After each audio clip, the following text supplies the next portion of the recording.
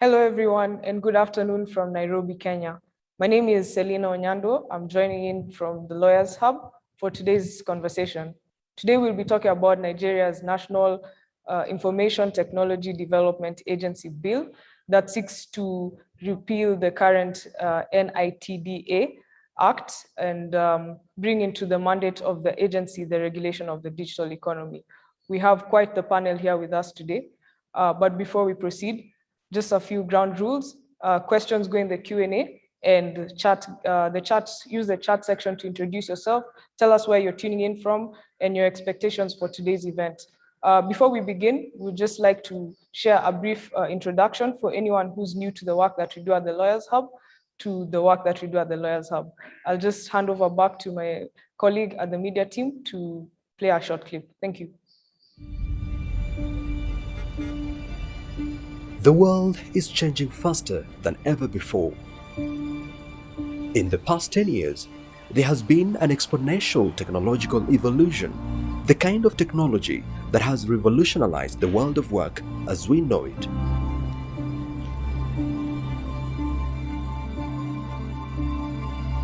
The Lawyers Hub was founded on the principle that law needs to interact more with technology, and that greatly affects tech policy as well as access to justice. So the Lawyers Hub exists as a confluence between law and technology, working on tech policy, on emerging technologies, as well as increasing and upskilling the knowledge of lawyers in the area of technology. We support tech startups as well to ensure that the tech ecosystem also engages in policy, but as well understand issues around data protection, issues that also concern their structure, as well as intellectual property.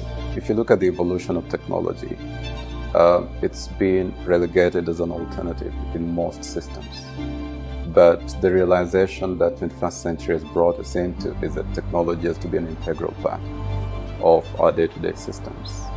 And if you look at some critical technology areas like artificial intelligence, blockchain, nanotechnology, biotechnology, then it gives us a strong indication that if we do not start having discussions on the use of these technology areas, as far as law is concerned, then we may be in some kind of trouble.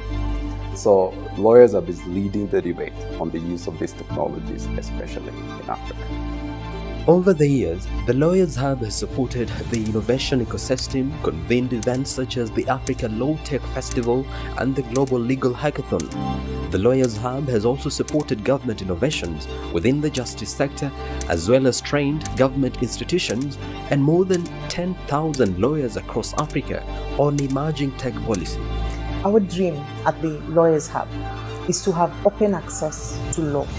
We envision a continent where there is access to justice through leveraging technology and with a crowd of enlightened lawyers.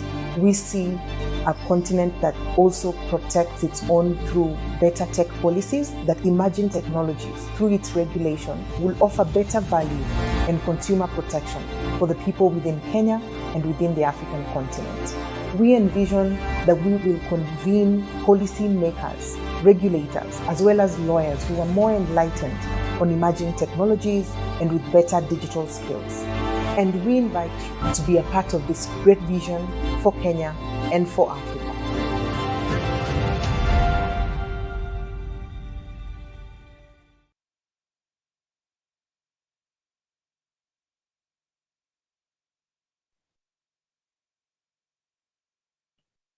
Thank you, Ken, for that. Before we proceed, we'd just like to get a feel of who's in the room. We'll be launching our first poll of the day. So just take some time to answer the poll. It should be appearing on your screen shortly. The question on the poll is, what word best describes you? It's a single choice. So just select the word that you feel best describes you. Don't forget to engage on the chat. Let us know where you're tuning in from and what your expectations are for today's session. We also have a Q&A. We will be taking questions at the end of the session. So feel free to leverage the Q&A to share any questions that you might have, and our panelists will do their best to answer them during the course of the session. So just take some time to answer the poll. It should be closing soon. The question on the poll is, what word best describes you? The options are lawyer, entrepreneur, technology professional or enthusiast, government representative, journalist, or other. It seems that the lawyers have taken over the conversation. So we just give a few more seconds and then we'll close the poll in about 5 seconds or so. So far, 65% of participants have answered and we now have the poll results. So it seems we have 72% of lawyers in the room, 7% entrepreneurs, 14% technology professionals or enthusiasts. We have no government representatives in the room or journalists. If you chose other, please feel free to tell us in the chat, introduce yourself, talk a bit about what you do. We want to have it as an open conversation. Thanks, Ken. Before we close, okay, we've closed the poll. Thank you, Ken. We'll now proceed to the presentation. We've prepared a brief presentation that gives the key highlights of the bill. Once we have that, we will then proceed to the panel discussion where we'll have our panelists share their sentiments on the bill and what the way forward would look like.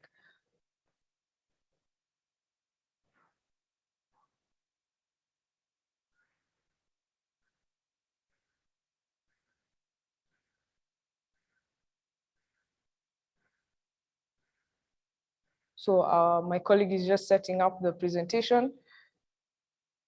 It should be up in a few. First slide, please, Ken.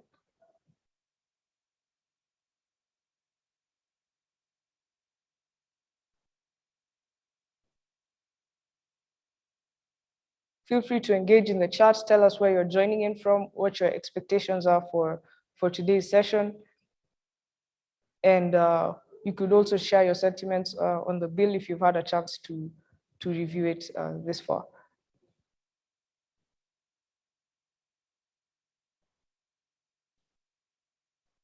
Like I mentioned, we have quite the panel with us here today, who I'll be introducing shortly. We're really looking forward to what they have to say about the bill and also just engaging everyone. Yeah. Great. So this presentation just gives a very high-level summary on the contents of the bill. Can please proceed to the next one? Thank you. So as we got a chance to look at the bill from last week on Thursday, that's when we first got our hands on it. And since then, we've done a quick summary on what the contents are. So the objective of the bill is to create an effective, impartial, and independent regulatory framework for the development of Nigeria's information technology sector and digital economy. Now, when you look at the bill's previous objective, we see that the agency took up more of an advisory role towards informing policy and also a policy-making role in designing foundational level policies that encourage the use of digital products and services. But now we see the introduction of the digital economy regulation into the mandate of the agency. So how does the agency expect to do this, or how will the bill support the agency in doing this? This is through involvement in policy making, support, encouragement of foreign investment, and also encouragement of consumption of locally made products and services, research and development support, protecting rights and interests of players in this space, and also promoting digital inclusion. So if we look at the previous functions of the Act, or rather the current functions of the Act, the 2007 version, we see a lot of work around developing frameworks for research and development, also guidelines on electronic governance, advisory on ICT, especially for government, incentives for ICT take-up and investment in ICT by the private sector. We also see a lot of research work around what requires intervention in terms of information technology in the country, accelerating digital infrastructure, which is very important, advising the government on how to develop the ICT sector, and also development of guidelines for how to maintain information technology systems. Now, when you look at the proposed functions, for some of the functions, there's not much of a shift. It's important to notice that the bill now proposes 24 functions of the agency as opposed to quite few that we had initially. So this might also be influenced by the new regulation of the digital economy that now comes under the mandate of the agency. So we see a lot of incentives around promoting the use of IT, That's through IT parks, startup initiatives, e-commerce, privacy, and trust. We also have monitoring and evaluation geared towards promoting the digital economy. This is a new function we see for the first time. Sandboxing of new technologies and regulation of devices and types. It's interesting to note that we see sandboxing also as a function of the Central Bank of Nigeria in some of the projects that they've undertaken. We also see private sector investment, which we saw previously or currently under the current act, promoting digital skills and job creation, and then support for developing technical specifications and standards, which we already see as functions of other state bodies. Consumer protection as well also falls under a function of another state body. And then we see finally the representation of Nigeria at international gatherings related to the digital economy. Away from that, we also see these are probably the most interesting parts of the bill for us. The regulation of the use and development of digital services. It will be interesting to see how this pans out. Also, the regulation of data, use of data for business and security intelligence. This will affect startups working in leveraging personal data for know your customer KYC processes, artificial intelligence, medtech, and startups using location data, such as ride-hailing startups. Away from that, also procurement processes for government, that digital systems and services in government will be under the mandate of the agency. We also see the issuance of regulations, guidelines, functions, and standards in establishing and maintenance of appropriate infrastructure, which we see currently under the current act rather. Also, design processes for appropriate data and effective monitoring of devices. Now, moving on to the proposed powers of the agency under the proposed bill, we see that the agency will have the power to implement all government policies on information technology and the digital economy, which is very interesting because then we have to question what will happen to the powers that the central bank has, the Securities and Exchange Commission, the National Identity Management Commission, the Federal FIRS, which deals with tax laws and tax governance. It will be interesting to see where these bodies will place, given that now all government policies on information technology and the digital economy will now be under the mandate of the agency. They'll also have the power to test and approve IT infrastructure before adoption in Nigeria, develop regulation, guidelines, and directives for use of IT and digital services in every sector of the economy. Licensing, this licensing includes issuance, collection of fees and penalties. Now, licensing is also an important place to note because it overlaps with other functions of other state agencies, as I mentioned previously. They'll also have the power to monitor compliance, create any subsidiary offices, which we already see under the proposed bill towards the end, which I'll mention, and also to carry out any activities that the agency thinks necessary. So these powers are very broad. It's going to be interesting to see what this looks like in the long run.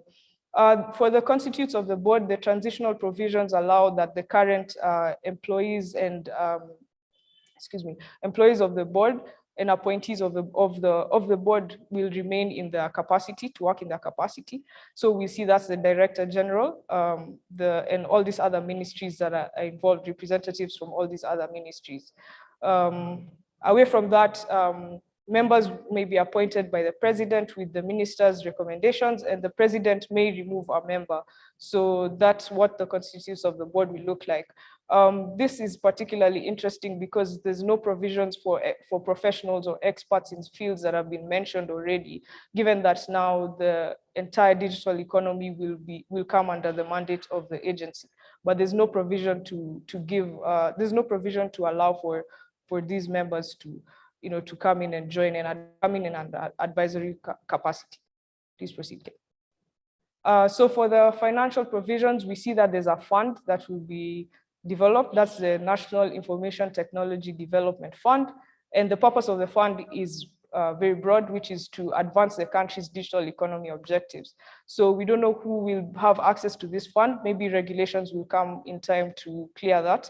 And companies will be liable to pay 1% of their profits before tax into the fund if they have an annual turnover of 242 $1,000. So it's also important to note that money that accrues from the fund is not subject to income tax. So companies that are eligible to pay this 1% of their profits into the fund are mobile and fixed telecommunication companies, digital platform operators and providers, foreign digital platforms targeting the Nigerian market, pension managers and pension-related companies, banks, financial institutions, and companies providing financial services using information technology tools. So given the how big the fintech space is in Nigeria, you can see that almost everyone who forms a part of this space will be liable to pay this 1% tax.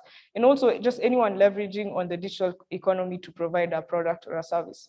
And also away from that, the regulations, the rules allow that the agency might determine from time to time which other companies or enterprises may be subject to this 1% of the profits before tax.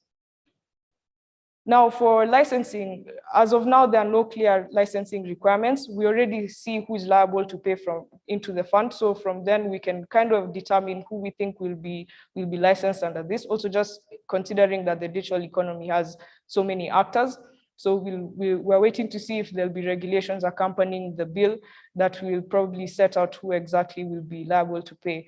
And any person or body corporate who operates an information technology or digital economy service, product, or platform, contrary to the provisions of this act, commits an offense. So there are three general classes of licenses. That's a product license, service provider license, and a platform provider license.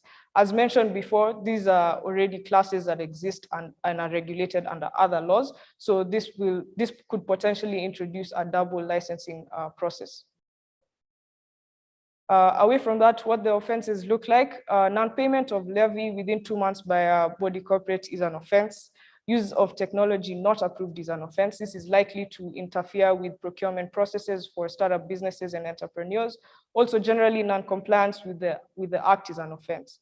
So we noticed that also the agency will have power to enter into any premises or access records or data of any company or any actor in the digital economy if they have a court order. So this acts almost as an obstruction of justice. So denying any person authorized by the agency or by law to enter the premise also constitutes an offense. So the fines generally range from $7,000 to $72,000, dependent on whether the act is commuted by an individual or a body corporate. Now, this is, as I mentioned earlier, the agency has the power to come up with any other bodies that they feel are essential in the work that they do. And we see that for the first time actually in the body of the bill with the establishment of the Digital Infrastructure and Service Provision Company, also known as Galaxy Backbone, which I found to be such an interesting name. But the composition of the board is the chair, who will be a minister. We see a representative of the agency, a representative of the Nigerian Communications Commission, the Jigawa state government, and secretary to the government of the federation, and a managing director of the company. So the functions of this board the company will be Galaxy Backbone, will be to provide digital infrastructure services to state agencies, training on tech for state agencies, that's capacity building, promoting Nigerian content and digital services. We're not so sure what this content means because it's not described in the interpretation of the bill. So it will be interesting to see what exactly this content will be, and also to provide quality services at competitive rates. So with that, we'll just conclude. That's a very high level summary of what the bill looks like and what the functions and the powers of the agency will be if in the event that this is to come to be. With that, I'd like to move over to the panel discussion session that will be co-moderated, and of course he'll chime in his insights. That's Victor. Victor will come in and introduce himself. As I mentioned, we have quite the panel with us here today. So Victor is a tech entrepreneur and analyst based out of Nigeria. I'll also just give him a chance to introduce himself. We also have Ayodeji Sarumi, who is the co-founder of Tech Hub Advisory, And finally, we have Solomon Okedara, who is a digital rights lawyer and co-founder of the Digital Rights Lawyers Initiative. So I'll just hand over to Victor. He can introduce himself, give his initial thoughts on the bill, and then take it away. Thank you. Don't forget to take some time to ask your questions in the Q&A, and also just introduce yourself and share some resources or materials in the chat. Thanks.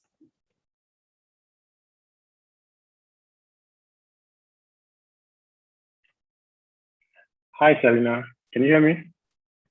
Yes, I can, Victor. Please proceed. Okay, great. Thank you very much. Thank you, everybody. It's nice to be here.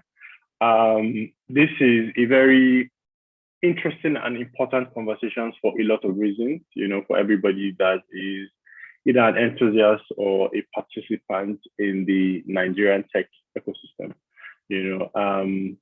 and one way or the other, in as much as I feel very strongly about this bill for a lot of reasons, I think that the discussion we are trying to have here is going to be as unbiased as possible. It's going to be as objective as possible. And the idea is to understand, the inner workings of this bill, what it means for the common man, what it means for regulators, what it means for lawmakers, lawyers in context, like we have a lot of lawyers here. So if you're a lawyer, for instance, that is working with a tech company, what does this mean for your company, to a very large extent? And like I said, I have my own very strong opinions, but we have experts in the room here today, and we have people that have worked on policy for the longest time, and they are better at this than me. While I will give my thoughts as the case goes by, I am going to let them do a bulk of the conversation. So I'm going to let them quickly introduce themselves. Ayodeji, please go first, and then Solomon goes next, please. Hi, Victor. Hi, hello, everyone. Good afternoon. I'm DJ Sarami, co-founder at Tech Hive Advisory. And among other things that we do at Tech Hive, we focus on policy, capacity building, and advisory as well. Like Victor said, we all have strong opinions about the bill, but we will do our best to ensure that we have a very open conversation about the bill and its positive and negatives. But it's a pleasure to be here. Thank you. Thank you very much, Deji. Hi, Solomon. Please do a quick intro. Yes, Victor, thank you so much. It's a pleasure joining you today. So my name is Solomon Okedara. Of course, I'm a digital lawyer and co-founder of Digital Lawyers Initiative, Lagos, Nigeria. So it's a great pleasure to be here with loads of other panelists to look into this important bill and how it affects not only the ecosystem, the tech ecosystem, but of course, the Nigerian economy generally. It's a pleasure to be here. Thank you very much, Solomon. Thank you, Deji. Okay, we're just going to, jump right into the conversation. And like I said, this bill is a very interesting thing, to say the least. But before we start, I want to find out from you both, Solomon, I would like you to go first. What does the Nigerian tech ecosystem need, in terms of, policy and rights infrastructure? What do you think is the most pertinent thing that tech in Nigeria needs? Okay, so to start with, March 2021, the Nigerian tech ecosystem woke up to the news of Flutterwave becoming the fourth African startup, to become a unicorn. And that was a great news. But then it's a much more than, having that great news. Of course, quite a number of things actually are responsible for it. So, and for me, that will be one of the things that I think not only that we're responsible for the emergence of Flutterwave, but the things that we can have, many other Flutterwaves in the near future. So the first thing I would consider to be most pressing will be a friendly and conducive regulatory environment. Because in this situation, we will be looking at ease of doing business. Of course, that goes to the root of getting a legal status, as a tech enterprise. Now, of course, from there you go to issue of compliance. You talk about across borders too. this for me, so the concept of friendly and regulatory framework is very, very important. And of course, after that, maybe we'll also look briefly at the financial to access finances by tech.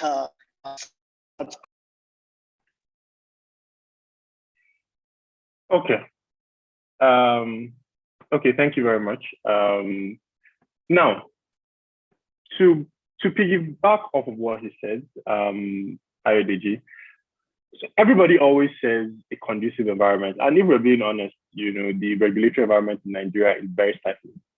That's an unbiased thing. It is really stifling for technology and innovation. But specifically, what does it mean when we say a conducive environment? What does that tangibly look like? DG? Yeah, so conducive environment is very subjective, yeah, but I would say it's a combination of having policies and laws that actually understand the ecosystem and where it wants to go to. So, I tell people that certain ecosystems around the world, there was a deliberate and intentional effort by the executive, legislature, judiciary, all agencies basically working together to actually push forward a particular agenda. A conducive environment would mean absence of stifling regulations, actually having an open engagement. And engagement doesn't mean one or two town hall meetings. It's actually a deliberate effort to actually understand.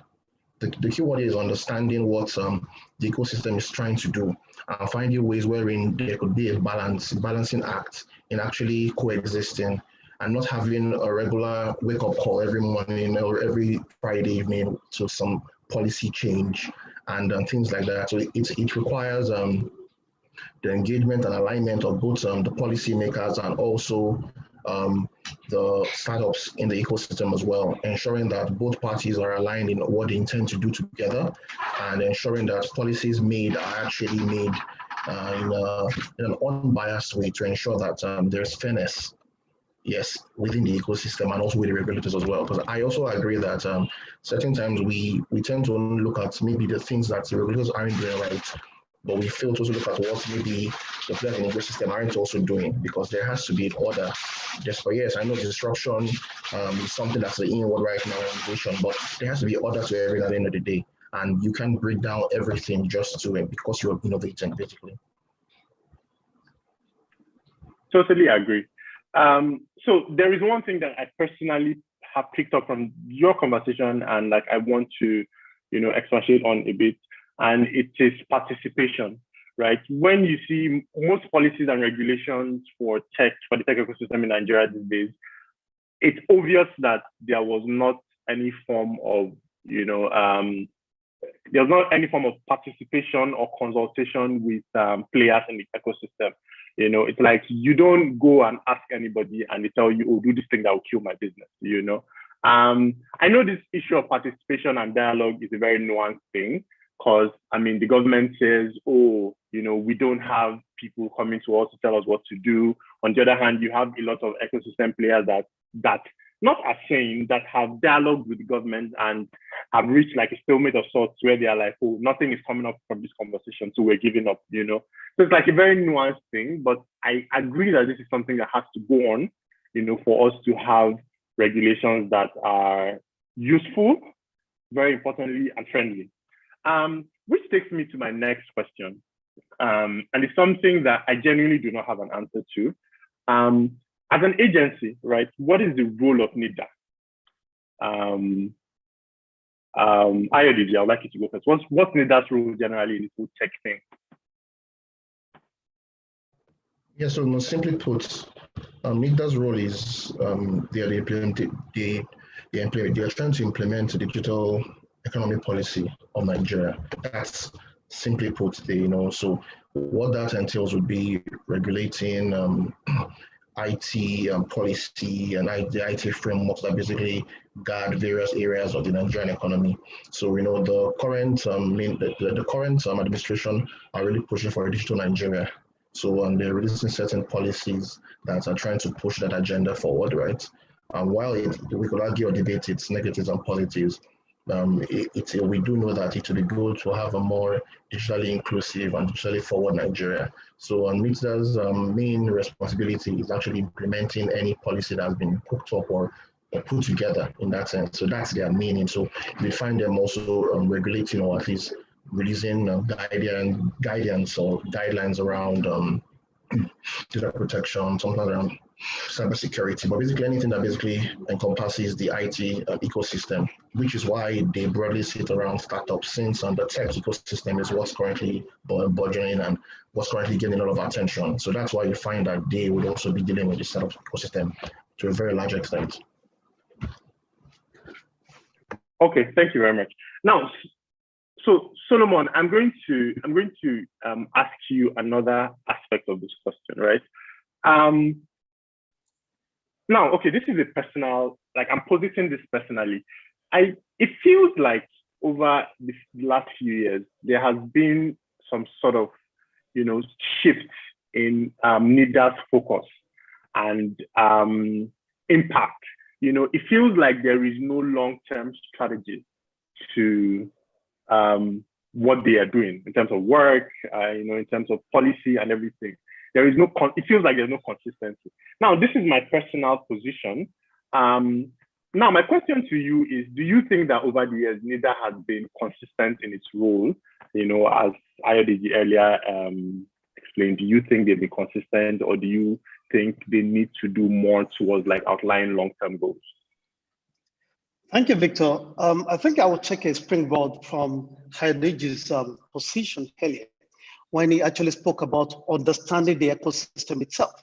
Now, let me quickly take you to provision of section 7 of the amendment bill we are looking into, this moment. Now, the subsection C provides for appointment of each member of a member from each geopolitical zone now of the country. Now, for me, for crying out loud, tech ecosystem is not a party issue. It's not a party conversation. It's not a party conversation. It's something that requires specialized skills and competencies. Now, when you have such an institution, having its board composed by people who have nothing entirely to do with the tech ecosystem, to do with even anything technology in the list. Now, you can be sure of what direction of the institution will be. Another thing I need to draw your attention to is the fact that now, of course, which is quite linked to the composition of this body itself. Now, I believe strongly that, we have the habit of the government that is rather reactionary than being proactive. Now, it's a good thing, NIDA, put out NDPR in 2019 to be able to make some contributions to data processing in Nigeria. But beyond that, when you look through that bill, you will see fundamental flaws. For example, you have the regulation. You have the regulation that actually does not define the kind of law enforcement agency that may actually access personal data. Now, tomorrow, a member of NCDS, police officer, fire service officer, actually choose to invoke a provision of that regulation. So the inconsistency of the institution, to me, is actually deep-rooted in the fact that we have a culture of having short-term disposition to issues of government. Number one. Number two, we actually don't have institutions that are set on solid foundation of acquaintanceship with whatever they do.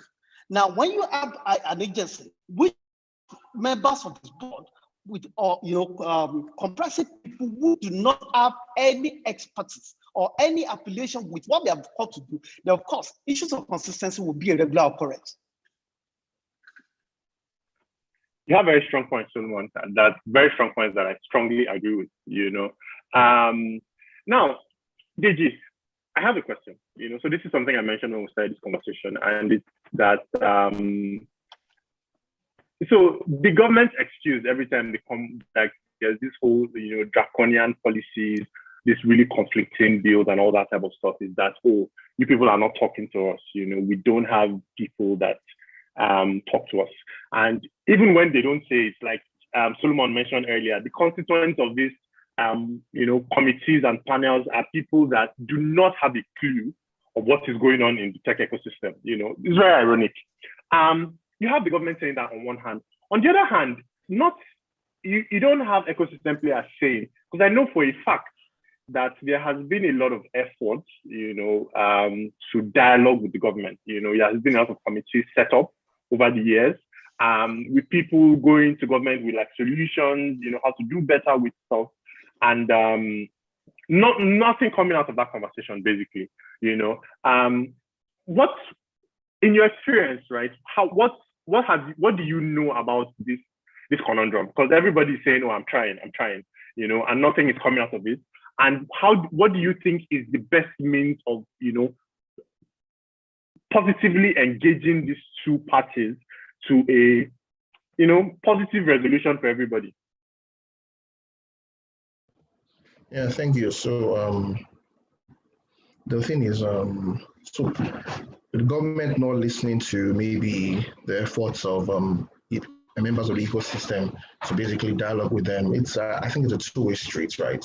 I think on some level, the government itself is not willing, or in some quarters willing to listen to certain demands or certain wants or asks of the ecosystem. At the same time, there is a high-handed approach by the ecosystem players of also handling or dealing with the government at the same time. When about a week ago, when the NITDA bill came online, the point I got particularly was that a lot of guys in the ecosystem, don't really have an understanding or maybe have the time to understand how to chase it. There's always a thing about keep on innovating, regulation will catch up with you. And now we're seeing some of the effects of that, right? And while I do sympathize, right, but the thing is, yes, you keep on innovating, and depending on the ecosystem, the sector where you play in, yes, there's certain times where the regulation is actually waiting for you in the front because they probably have maybe anticipated some of the moves you intend to make, right? There isn't a one-way answer to this particular thing, but I think it requires consistent practice and engagement, and knowing the right acts to get into. So there are different quotas of power or engagement that you could have within to get maybe a policy passed or a bill passed, right?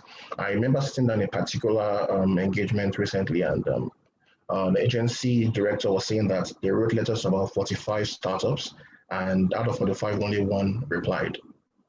Now they weren't asking for a fine or anything, but at least they said that they weren't, at least let's believe that, yes. But the thing is, out of 45 startups, and he mentioned a few big names that we see on TV today, I see everyone in the news, and only one wrote back to them. Now, that's maybe because the startups didn't want to engage, or were worried, or maybe didn't just care enough. So I think from what I've seen, yes, in my little experience here, what it requires is strategic alliances between the government or certain parts of the government and the ecosystem players. That's the only way things can move forward in the right manner. But the constant engagement on one side, maybe where after a particular policy has been released, it doesn't get us anywhere at the end of the day, because we're going to come back here again. Maybe next week we'll be probably chatting again, and there'll be another one. I don't know. Usually when that happens, it's usually a penalty or fine that's going to be paid, or something that should be corrected. But I think we need to have pre-event engagement, meaning engagement before events actually happen. And this needs to be on a more consistent basis. And it's beyond organizing, like I keep on saying, town hall meetings. Beyond that, really, it's particularly understanding your regulators and also trying to engage. I understand that, yes, it's difficult in certain quarters, but at the same time, I do acknowledge that a lot of startups don't actually engage intentionally because they're more worried about being levied or being taxed in certain ways than actually engaging before they go in to do certain things in the name of innovation. So I think pre-event and consistent engagement is what would actually work, and understanding those. So the ecosystem is made up of various players with various biases and various thought streams, right? Same thing with regulators as well. There are so many departments, so many. in the ministries and the department agencies, there are so many people, right? There isn't just one person to meet at the end of the day. I think it would be good if there is sort of begin to identify key alliances within these agencies that release all these sometimes draconian policies, right? You know where the soft spot is and begin to engage them on that one. But because without engagement, there will be no way forward, actually. There has to be consistent engagement. But when you know some people are certainly bullish or wouldn't listen to your engagement pleas, right? For example, I think it is best you begin to identify other people within that same space, right? Maybe in the same department or body that may be willing to even listen for you to have an open conversation on how you can proceed with that. So that's how I see it currently. Okay. Yeah. Like I said when we began this conversation, I said, that I am going to try to be as unbiased as possible. I mean, it's going to be hard considering that, I'm a player in this ecosystem and whatnot. And one thing that I can admit is the fact that engagement has not been consistent. It's hard. It has not been consistent and he has been very reactive, And the truth is this consistent and proactive engagement is hard. It's harder than it looks. It's easier to say, proactively engage. But the truth is, these are startups you're talking about. You have people that are being scrappy, people that don't have enough people to even work on the business they're doing. And you tell them to make it their full-time jobs to be going to one ministry and coming back. Which is why I think what the Lawyers Hub is doing, what's happening today is important. It's really important. We need some sort of, advocates and advocacy that makes this like a full-time job of sorts and says, oh, this is what we will be talking about this, we'll be following up with this. But yes, I agree that it needs to be more, we need to figure out a way to make it more consistent and more proactive. We're going to come back to solutions in a bit. We're going to come back to that. I feel like we jumped the gun a bit. But I want to ask Solomon to tell me, what are the key provisions of this bill for you? I mean, I know like some of them have been outlined earlier before I started this conversation, but what are the things for you that you can touch on and say, oh, these are some of the either most pressing, most worrisome, most important parts of this bill? Okay, thank you, Victor. Well, for me, I believe that the strength of every building, rests on its foundation. And the foundation of every public agency, it's its board. I will quickly go to Section 7 of the proposed bill and try to read a subsection C. It says, the board shall consist of now Section C, 4 other members, one each from a geopolitical zone, other than the geopolitical zone which the chair and the director general originate, who shall be persons of integrity. Now, who shall be persons of integrity? The only requirement for the government of this country, for the tech ecosystem, to have its board constituted, particularly for that provision, is integrity. Expertise is not a concern.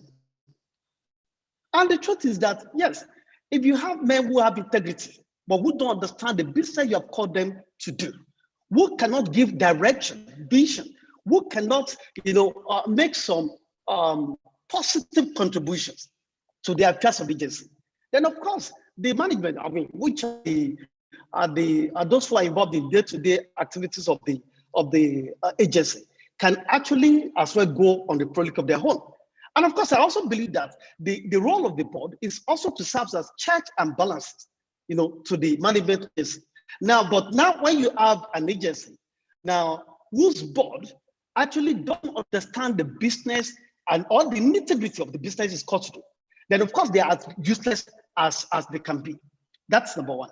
Now, number two for me, I think another striking provision, of course, in Section 20 that talks about licenses and registration and authorization. Of course, no clear provisions or requirements were made for the issue of the registration, licensing, and all of that. Yes, we may decide to make a defense for them. that we may have to wait for regulations, for guidelines and all of that. But then I believe that if we know what we want to do, it is actually good enough earlier in the day for us to have an idea what will be the requirement. See why those things will now be delayed to later guidelines or requirements or framework. They should be in the act itself. That's my belief. And of course, I looked at the bill and I can't see where the agency stands to be some to provide some aid to the tech ecosystem, which I think for me is some sort of lacuna. Now, other than the only thing we have seen so far are fines and levies that the agency takes from the ecosystem. Because when we look at it critically, now these players in the ecosystem are not just there for themselves; they are there even for the larger society. So, and until we do that, let me give you an example that is very striking to me. Now, an agency in this country, that agency was set up to promote art and culture. One of the key roles of that agency is actually to organize musical competitions, dance, and all of that. Till date, I am yet to see any competition, any funding of any artist by that agency. Now, maybe what they have done with this bill is actually to even avoid totally any invitation to implementation of such provision. But I think there is no reason why we should not have provision where one way or the other, the agency will help to facilitate some aid, including grants, for players in the tech ecosystem. Okay, thank you very much, Solomon. There is one other thing I want to ask you about. So in the constitution of the committee, I can't remember where it is exactly, there is somewhere that it said something about somebody from Jigawa State. What's that about?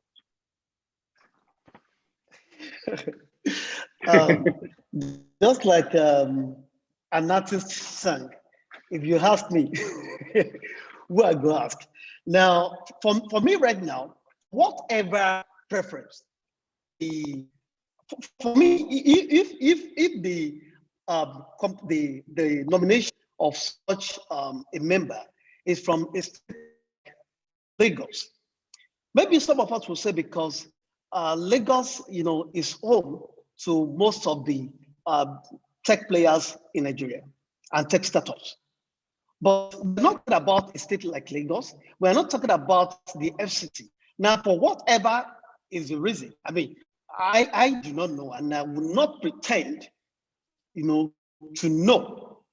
So, and if that will confer some advantage, on the states, just as we have the Federal Character Commission, and just, for me, I believe it would be something akin to having a representation from each geopolitical zone without a statement of their expertise or professional suitability for that membership.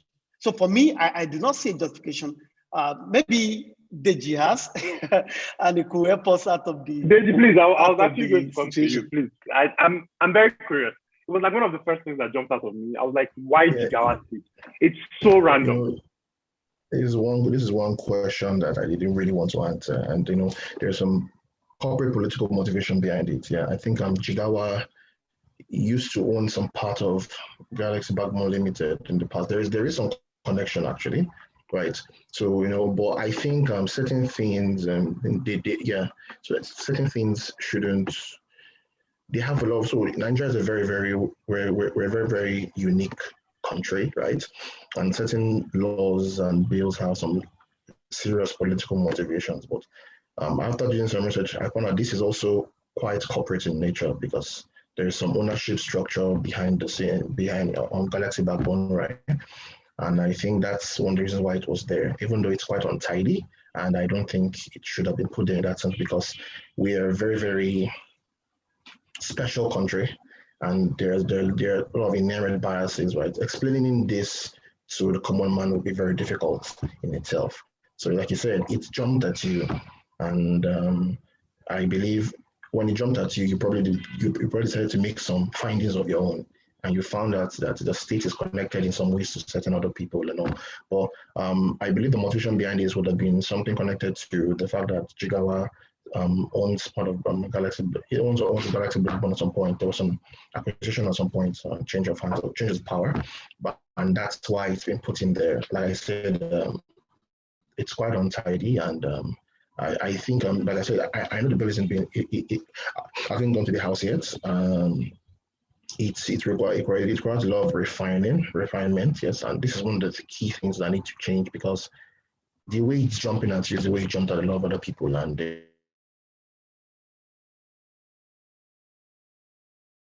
basically. Okay. So I was looking at the comment section and I saw, yes, so somebody said, thank you for the explanation, that Jigawa State used to own Galaxy Backbone before the federal government bought it from them. This was from Jimson Olufuye. Now, there is a point that Jimson, thank you, Jimson. There's something that Jimson also raised. This is for you, Ayodiji. I'm not a lawyer, I'm just a policy nerd. I work in the tech ecosystem in Africa. But one thing I know is that there are a lot of conflicts in that bill, between terms, between roles and responsibilities, and it somehow seems to cancel out a lot of things that already exist. What do you have to say to that, AJ?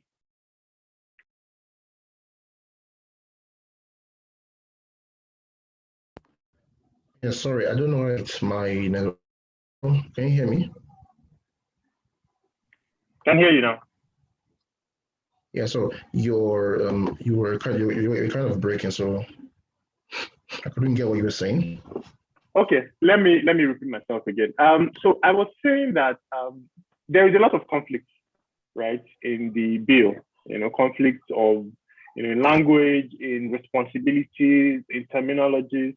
And even though I'm not a lawyer, I can see that. I've seen enough like policy conversations to know that, what does this mean? What does this mean generally? Because like a lot of things seem to cancel out like already existing provisions, responsibilities and whatnot. What does this mean generally?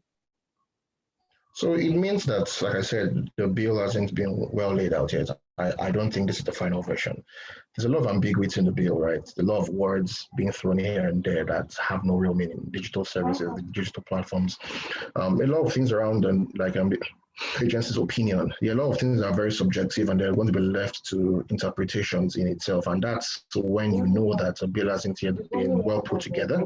And what then happens is that people begin to interpret it in various manners. And it's why I know that the bill isn't yet in its final stages of being like released out there. Like I said, it's being leaked around. But what this means is usually when this bill cannot cancel maybe existing responsibility of other agencies unless there is a collaborative process already being ensured that yes, everyone is in agreement on what's to be done. But the bill itself can't come in and begin to direct other agencies that don't fall under this bill, to do certain things in a particular manner.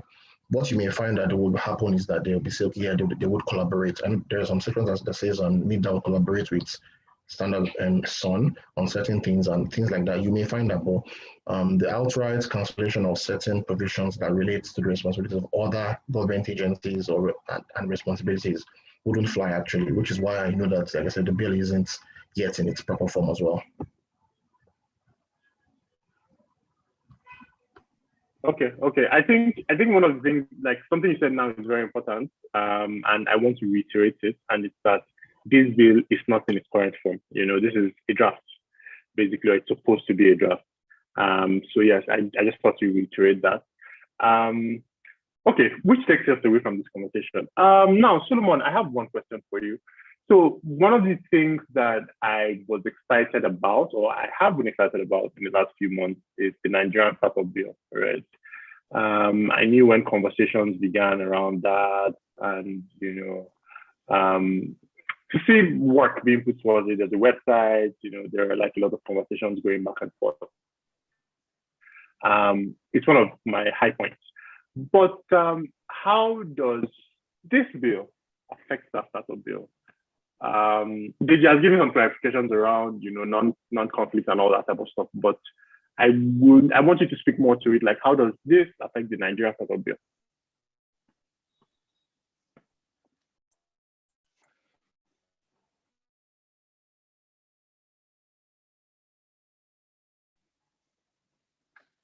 Hello, Victor. Yes, I can hear you now. Can you hear me? Yes, I can hear you now.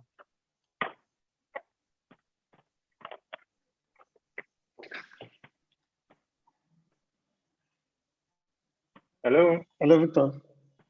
Yes, I can hear you. Can you hear me? Oh my goodness. Okay. So Deji, can you take this one? I mean, I know you've spoken a bit about it, but like specifically, how does this affect the Nigerian startup bill? The very significant way that it affects it is that people think that they're the same bill. That's a lot of people think I've read a lot of comments that a lot of people think they're the same thing, that they're just being passed together with each other, right? And that's not the case, right? The startup bill has more ecosystem involvement, right? And it's geared towards, I think it's being geared towards a certain kind of entity that you classify as startups, right? While the NITDA bill is actually more far-reaching. But the problem is there are a lot of similarities because the NITDA bill would want to regulate startups as well in certain respects, because a lot of startups have technology or service providers, their platform basically, which is going to be covered by some part of the bill as well.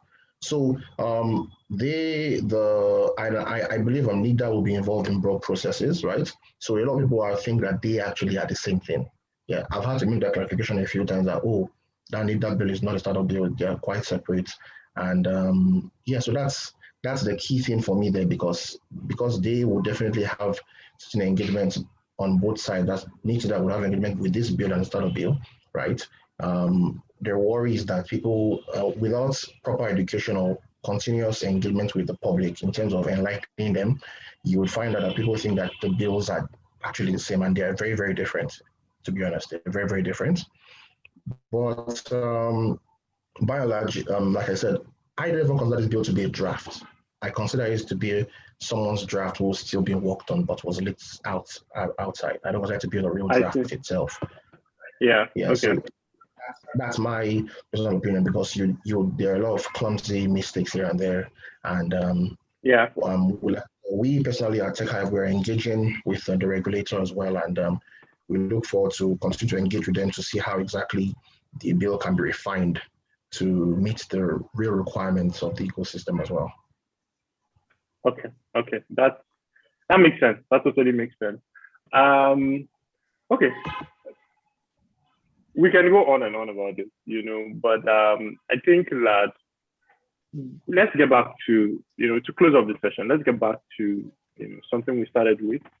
You were talking earlier about recommendations. What should policymakers and lawyers specifically do?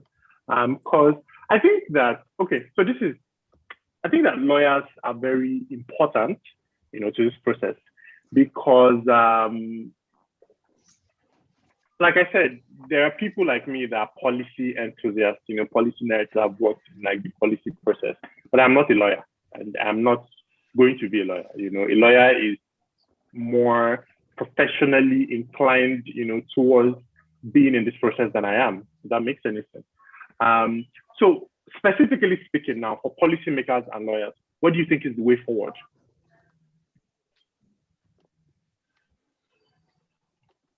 For policymakers and lawyers, I would say yes. What's the way forward here would be that we need to have a firmer understanding as to what we are trying to achieve with this bill, right? Because beyond just creating a bill, I think, from the first look of it, I would just say the agency is trying to cast a wider net to increase its powers, its functions, and also drive up certain revenue. But I think lawyers, for example, we need to be more informed, more involved in this process. policy making. We need to get more involved in it, particularly in tech policy. I find, and people are, oh, what's tech policy? And I'm saying it's everything that basically affects you as a person, because we're saying tech nowadays, right? Everything is about technology, innovation. And I think lawyers, beyond just understanding what the bill is about, I think we need to understand on the practical level how policies, how legislation can actually affect us as people individually. I find myself whenever I see a new bill or law, the first thing I ask myself, ask my team is, how does this bill affect X company? How does it have, what does it do the bottom line? And, and the reason is because I understand that a lot of startups are, they raise money, they're trying to break even, right? They don't have time for these things, right? So, I think we could act as gatekeepers to continue to advocate, enlighten, and engage, right, with the regulators for better policies and frameworks that allow for innovation to thrive, and not basically what they call stepping on their necks at every given point in time, right? And also for policymakers, there's an acute need to understand the ecosystem better. Someone mentioned something like there is really no public and private participation on the board or in the committees, and that's telling, right? Because it makes things very, very unique and political in nature. Because when you don't understand who you're trying to regulate, or who you're trying to at least manage in a sense, right? You basically bring out draconian policies or laws that really lead to uproars and lead to a lot of unnecessary things, right? And in Nigeria, we keep on saying ease of doing business and all, and I think this policy and framework, the only way to really make business easier for people to do, right? We would require our policymakers to have a better understanding, which also comes back to us, the gatekeepers again. People like Solomon, people like my Tech Hive, Ikigai, we need to also basically engage with them to give them more education. But that's if they're willing to listen as well, to understand what the ecosystem needs, what the ecosystem is about, and how we can find a balance and achieve alignment on our objectives. Because I think everyone's objective is to make Nigeria better. At the end of the day, that seems to be, make Nigeria tech capital of the world. But we all seem to work in opposite directions at the end of the day. One is regulating, one is innovating, and they're going in different directions. So we as a gatekeeper need to find a way to bring it together, right? For there to be according to understanding of how we can actually have an alignment, and it requires strategic but consistent engagement as well.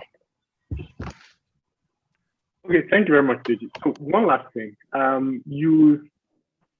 so our poll earlier has shown that like most people here are lawyers, so practically from a practical perspective, if a lawyer here wants to, be more proactive about this engagement you talk about, what should they do? What will they do? How do they need to start thinking about it? Because you said something about moving in different directions. You have regulators regulating, you have innovators innovating.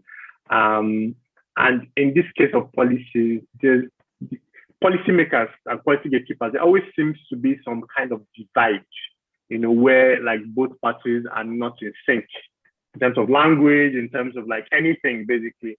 So like, what are the practical steps that like somebody listening to you now, a lawyer, should take towards being more proactive?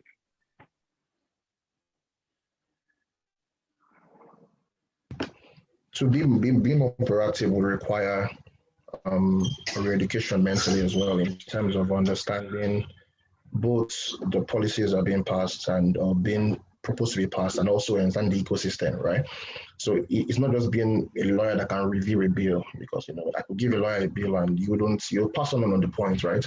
But it requires you understanding what the technical ecosystem is about, both in Nigeria and globally, right? If you start with Africa, understand, look at examples in various countries around, look at Egypt, look at Ghana, look at South Africa, look at what's happening there, look at how they're growing.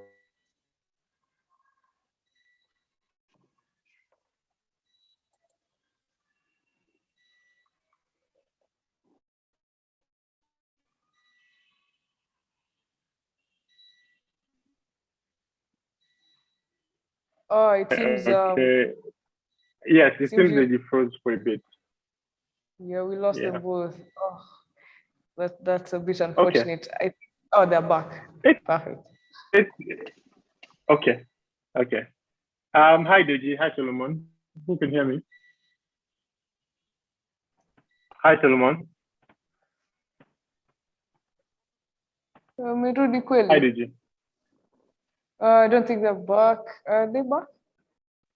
Oh, I don't think they're back. I think they're having a bit of trouble with the connection. But I think we can proceed to see what kind of comments we have in the chat, just as we wait for them to sort out the issue.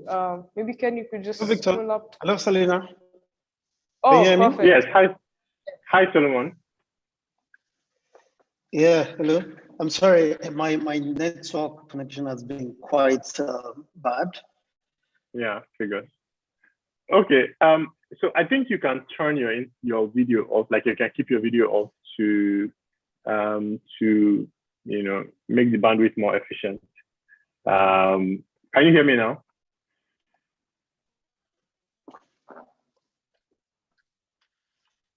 Hi, Solomon. I can hear you, Peter. Okay, great. So did you have been speaking about more proactive participation, and I also want to know your unique perspective on how you think that policymakers, what is the way forward for policymakers, and very, very especially lawyers who are the gatekeepers of this conversation. What do you think is the way forward?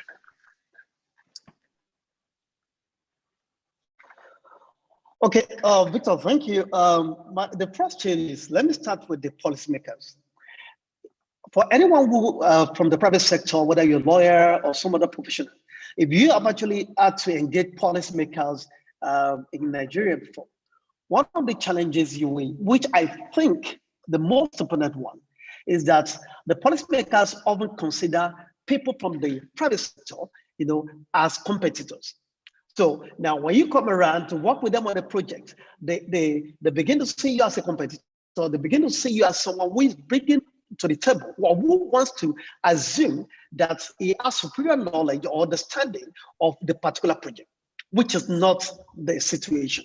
Now, so I think the policymakers will do a whole lot better in their role by actually seeing lawyers as collaborators, not as competitors. Now, when that actually is established, I tell you, we will be able to have seamless interaction and engagement between the policymakers and the lawyers. Then to the lawyers, the first thing is that I think it is high time lawyers, started seeing themselves as guardian agents of sort, in the society. And if you look at it, a good number of times in the past, lawyers have been described as social engineers, that they understand, they have the required expertise, and knowledge, for social engineering. So lawyers need to understand, just like you mentioned that a good number of times when it comes around a bill, the first question he asks himself is, how does this bill affect startup, its health, its growth, its development? So lawyers need to be consciously, acquaint themselves with any legal development, legal framework around themselves, whether it affects this, tech startup or some other startups in the Nigerian society. And another thing is, I encourage lawyers to go out of their traditional cocoon of practice to actually acquire, cutting-edge knowledge within the tech ecosystem. Now, the good thing is that no one anywhere can claim to have monopoly of knowledge. So the fact that you do not have it, someone else somewhere has it, is a proof that they've actually done some work, whether by way of a short course, learning, studying legal frameworks around the country or around the world. So I encourage lawyers to actually go outside their comfort zone and acquire more specialized skills, particularly as they relate to tech ecosystem. Of course, that will actually deepen their relevance. Thank you very much, Solomon. Thank you very much, Deji. This has been a very, very insightful session. And like I mentioned earlier, we can go on and on and on. But I'm going to hand over to Selena now for a Q&A session. Hi, Selena. So this is where we take questions, we take questions from the comment section. But yes, thank you very, very much. This was very insightful. Please stay on because I imagine Selena will have some questions for you all personally. Thank you. Selena, over to you. Thank you so much, Victor. And of course, Deji and Solomon for the great session. It's been very insightful and it's been great to hear your thoughts on the bill as well. I think before we proceed to the Q&A, we'll just read some of the comments in the chat. I think Okabonye agrees that there's need for clarity in definition of terms. There's a major issue. It's not feasible for terms like digital platform or foreign digital platform to be left undefined or subject to regulations. We agree these are substantive provisions in any law and they have to be in the interpretation. We also see Jimson says that there are issues that should be discussed in the national, sub-regional, regional, and global IGF. That's in agreement as well. This is such an important should be far-reaching. He also states that regulation is good, but when it is smart regulation. I agree wholeheartedly. For those asking, this session will be available on our YouTube channel. That's Lawyers Hub Kenya on YouTube. You can also follow us on Twitter as well. That's Lawyers Hub NG, at Lawyers Hub NG, and also Lawyers Hub Kenya. I think it appears on your screen, so just go ahead and follow and you get more. We'll be discussing this conversation more there. Also, there is no role to the board. As Jimson points out, there's no private sector or civil society representation on the board. I think this is something that Solomon highlighted as well, and we saw earlier in the presentation, which is quite worrying, considering the bulk of sectors that will be affected. It's only fair that they be represented in the decision-making process. We also see that. Ken, could you please scroll up so we can see what's awesome. Thank you. So Owolabi says that if Jigawa State has divested from the Galaxy backbone, why does Section 27 require the board to have a representative from Jigawa? I think this has been a very controversial issue even in the chat as well. And we see Kwame. It's great to have you, Kwame. Welcome. I know you're joining in from Ghana. Thank you so much for coming in and pitching into the discussion. I think Kwame mentions that Section 27 of the bill provides for creation of a company, the Galaxy Backbone, which is a digital and service organization. This company is 49% privately owned and would be funded by budgetary allocation and is meant to have non-exclusive access to digital service provision to private sector institutions. He also mentioned that it's worrying that a regulator should also act as an operator. Thanks for expounding on that, Kwame. I think it also sheds some light on what exactly the role of a Galaxy backbone would be. We see Kakaki, I hope I pronounced that right, says discretions granted agency is too wide and too arbitrary. Even the power to make regulations is without limits. This is a country that does not have anything like administrative procedure law to govern rulemaking processes for making regulations, and too much power given to the minister. It takes away the reason for having an agency. That's very important to note, a very important highlight. Just as we go up a bit, Ken, to see what's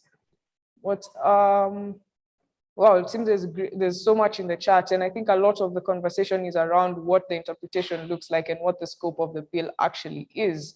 There's need for a different legal framework for the digital economy.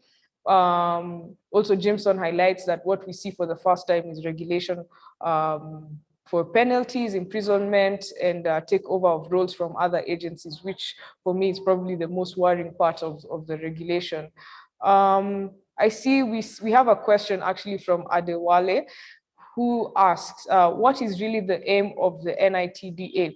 Protecting the personal data of Nigerians or making money from government? NITDA has been seriously lagging behind in its role of enlightening and training of Nigerians about the right to personal data. Very interesting comment as well. I think with that, we'll just look at some of the questions we have in the Q&A. Remember, we are taking one live question, so we'll actually just take one live question from the audience. If you would like to ask a question, please, we invite you to raise your hand. I see we have one hand that's raised already. I think we'll just Owalabi has raised his hand. So Owalabi will allow you to ask your question live, just a quick question, so that we can wrap up in the next 10 minutes or so. So Owalabi, please proceed. Yes. Can you hear me, please? Sorry, Owalabi. Yes. Can you hear me? Hello? Oh, yes. We can hear you now. Please proceed.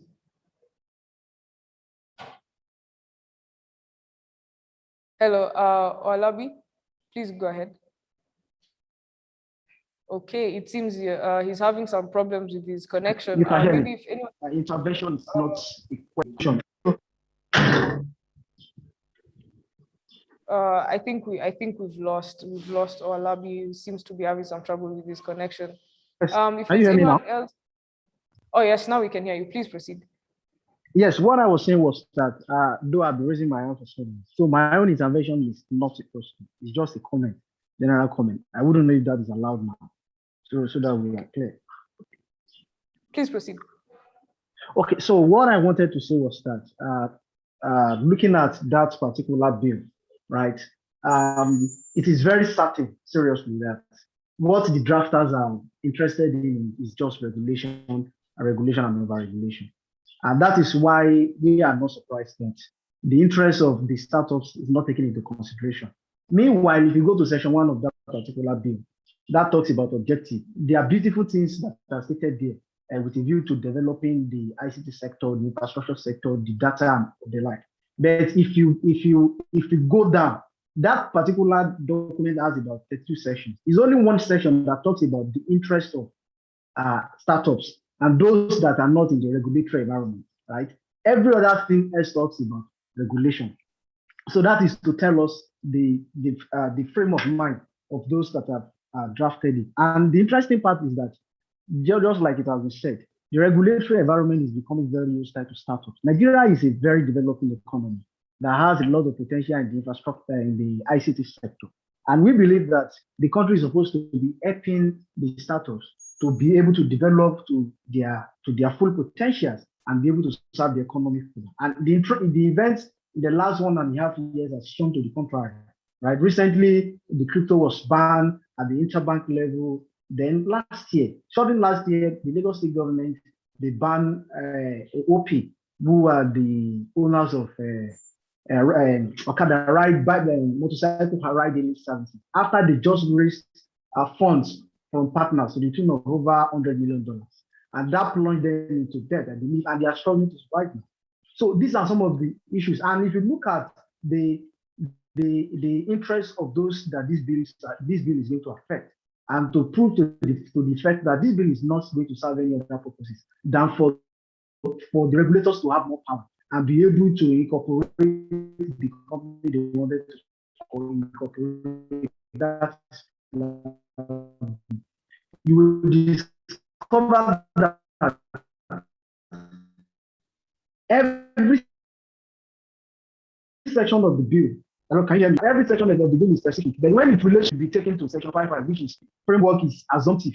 It is not certain. So it's very unfortunate that we are here. And of course, that is the attitude, that has been the attitude over a period. And they use different bills to regulate this, which the civil society has fought, the Nigerian people have fought. So in a nutshell, this bill seriously as of today does not seek to develop the ICT, so to say, or the information technology sector. It doesn't seek it. It's just to give more power to the agency, and at the same time bring in Galaxy backbone.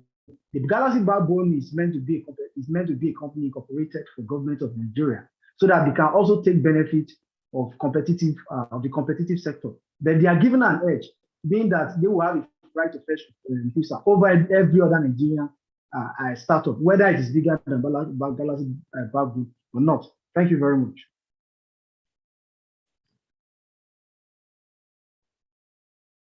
Thank you, Olabi, for that. I think I saw a quote a few weeks ago that said that economic policies are only as good as the incentives that they provide.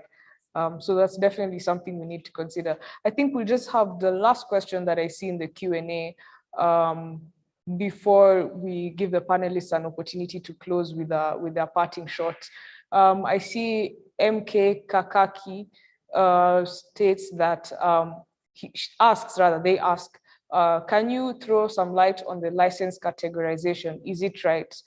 I think I'll just have Solomon probably answer this question as he gives his closing remarks, and then I'll hand over to Deji to give his closing remarks, and then Victor can share his closing remarks as well as we conclude.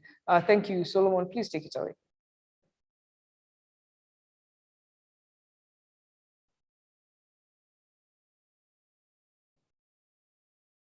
Hello, Solomon, can you hear me? Okay, it seems Solomon probably is having some trouble, so I'll just hand over to Deji. Maybe Deji can shed some light on what the licensing categories. Oh, Solomon is back, perfect. Maybe Solomon, you could just shed some light on what the licensing categories mean. We see there are three broad classifications there's a platform license, a product license, and the service provider license. So what does this mean for service providers and people just generally in the tech ecosystem? Okay, thank you, Selina. Well, of course, Section 21 of the bill provides for the categorization of licenses, product license, self-provider license, and platform provider license. But for me, this is yet another lacuna because ordinarily, I would have actually expected to see an interpretation section that will be able to clearly spell out what kind of license will amount to product license, which will amount to service provider license, because the truth is that until you know what clearly amount to service provider license, then you cannot even determine whether the license is valid or not. What will be the requirement of it? And of course, going through the interpretation section of the bill itself, I can't see anywhere here where service provider is even stated in the bill itself. And for me, that is a fundamental lacuna. Because when this happens, what you find is that the regulator or the supervisory agency, which is NITDA now, is now given a huge latitude to actually invent and create what will be requirements of each license. In fact, what would constitute each license. So for me, I think even if the law, since the law in the bill itself, fails to provide or define what is the license and what will be the requirements, nobody can actually do the job of the legislature to fill in the gap. I think this is actually one of the fundamental lacuna in the bill.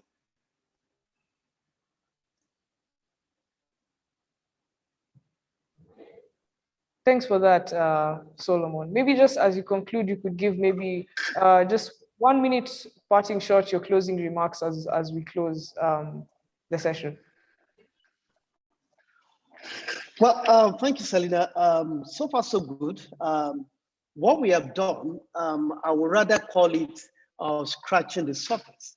Scratching the surface because, yes, is it to undermine the efforts put together by the organizers of this event? No. But to let it be clear that there must be a constant engagement with this subject, not just only for the exclusive preserve of the tech ecosystem players like the tech professionals, and those who are involved in mobile payment services and all of that, but even lawyers. Now, we need to, like I said earlier, step out of our traditional pool of practice and get to acquire cutting-edge skills, in law tech. Now, until we have such specialized skills and competencies, we may not be able to help even the professionals in the tech ecosystem. And when they cannot get the help they need, of course, we will leave the policymakers to go to town and do whatever they like. And of course, at the end of the day, all of us will suffer for it. So I encourage lawyers to actually learn more, be more positioned to play as guardian angel, as I spoke about earlier in the ecosystem. Thank you so much, Solomon. It's been great to have you, and your insights have been very valuable, especially how well you've been able to highlight the most important provisions of the bill. I think before we close, I'll just hand over to Deji. Maybe he can just give his closing remarks in about a minute or so. And then I'll hand over to Victor to do the same, and then we can close off the session. Thank you. Yeah, thank you, Selina. Thank you for inviting me to this. I think it's been really good. I know, and I also encourage to what Solomon said earlier, that we're really scratching the surface because there's a lot that the bill seeks to do, and it also shows the mind of the regulator towards what it intends to do. You know, there are a lot of missing definitions, a lot of clarification that will require for certain definitions. And when the question about the licensing regime came up, my firm opinion is that there are we already have too many regulations and too many licensing regimes within the ecosystem, and we don't require clarification. What we require is actually for it to be removed completely. That's my personal opinion, because we already have too many, and there are many others also coming, and I think that this only would drive away investment in the long run, because we're too regulated and we're not productive. We're not productive to a good level as well. So the licensing regime being imposed there, it shows the mindset of the regulator to also try and impose and control. And that's not what you should do. The government needs to be a partner in innovation with the ecosystem. So the licensing regime, in my opinion, should be removed in its entirety.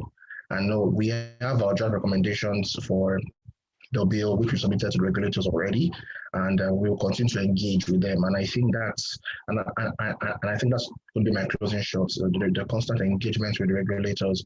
I understand that startups may be quite busy or they have a lot of things chasing to do that, but that's why we are also there, standing in the gap to help them engage with these regulators and continue to be able to push forward things that would actually help the ecosystem, as against just being quiet and not responding. Tech Hive, for example, we continue to try and push. I would say the agenda of the startups basically is continue to ensure that we we advocate for the rights and for the benefits of the ecosystem in general. And also back to what Solomon said, in terms of the lawyers who are interested in getting involved, I think a good way is to begin to educate oneself on the ecosystem in general. Remove your general legalistic cap and also have a more business-minded or practical approach to understanding technology policy. And if you want to learn more, we at Tech Hive are always willing to share information, knowledge sharing sessions, and also help out in basically filling the gap where necessary. So you could check us out on any of the social platforms, Tech Hive, and we're willing to put you through on that as well. But this has been a good session, and I hope we continue to have more of this as the time goes on, because clearly we need public education and enlightenment on this, as well as continue to engage the regulators as well. Thank you very much.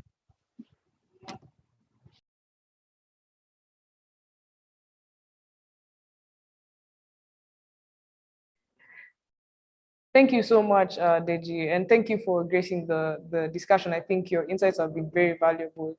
I think I'll just give Victor a chance to say something as we close. Victor, please go ahead. Okay, thank you, Selina. Thank you, everybody, for joining today. Like I mentioned earlier. So first of all, I agree with everything that Solomon and Deji have said as a passing shot. I agree, I double agree. I just want to expatiate more on the fact that I came in here with knowledge that this is a draft of the bill, a terrible draft, nonetheless, but a draft. And the idea with drafts is that they get better, but with the context that, so if you've watched the Nigerian technology space for the longest time and you have some context, you know that drafts go downhill real fast, and never get better sometimes. So it's very important that we make this noise we're making. It's very important that we go proactive as we're going here. And what I wanted to, expatiate on is the fact that these engagements like this are very important. Their importance cannot be overestimated. They are very important. That's one. Secondly, there are a lot of lawyers in this room, and one thing I can say from experience is the fact that there's a ton of impact for you to make in tech in Africa, not just Nigeria. because I know there are a lot of people not from Nigeria here. There's a lot of impact for you to make from a career perspective and from an impact perspective. A lot of these lawyers a lot of these startups don't know it, but they need you, and you don't know that they need you because you have to do a lot of learning. It's not anything difficult. Like people basically move from normal people, like uneducated people, get a grasp of tech. You can do it. You are a lawyer. You went through law school, and that stuff isn't easy. So you can get a grasp of it, get basic knowledge, understand what goes on, and get your hands dirty. Like I said, there are opportunities from a career perspective. There's endless opportunities from an impact perspective. Pick which works for you, and both are mutually exclusive. You can do both. You can make money and make impact. But please, you have to do it. You have to do something. There is a huge gap. And the worst thing about the gap is that a lot of people don't realize the gap exists, but it does, and you can feel it. Then retweet everything that DJ and Solomon said, I totally agree with them. But yeah, that's it from me. Thanks. Thank you so much, Victor. I think also just feel free to put in the chat how participants can get in touch with you should they have any additional questions on anything tech policy and tech entrepreneurship generally. I see Deji has posted more about what the work that Tech Hive does in the chat. Also, if you want to follow the work of the Digital Rights Lawyers Initiative, that's www.digitalrightslawyersinitiative.org. I think Solomon will post it in the chat as well. And for the Lawyers Hub, the work that we do, you can follow us, our work on our website. That's www.lawyershub.org, or you could follow us on Twitter at LawyersHubNG and at LawyersHubKenya. I see Israel apologized. I think he had an issue with how his name was saved on the chat. That's no worries at all. We really appreciate you gracing the occasion. I saw there was also another comment, I think from Pauline, asking where we're based out of. Yes, as Pauline, the Lawyers Hub is a regional organization. Currently, we are based out of Nairobi, but we serve the wider sub-Saharan Africa region. So if you're looking to get in touch with us, just send an email to info@lawyershub.ke. I think with that, we'll just close off the webinar. It's been a great session. Thank you so much for attending. The biggest takeaway, I think, was to keep engaging. This conversation does not end here. There's so much more to be done. So engage online, engage the policymakers, read more and understand how this affects you as a lawyer, as an entrepreneur, as a technology professional and enthusiast. With that, I'd just like to say goodbye. The session will be available on our YouTube if you want to rewatch it. That's Lawyers Hub Kenya on YouTube. Thank you so much and take care.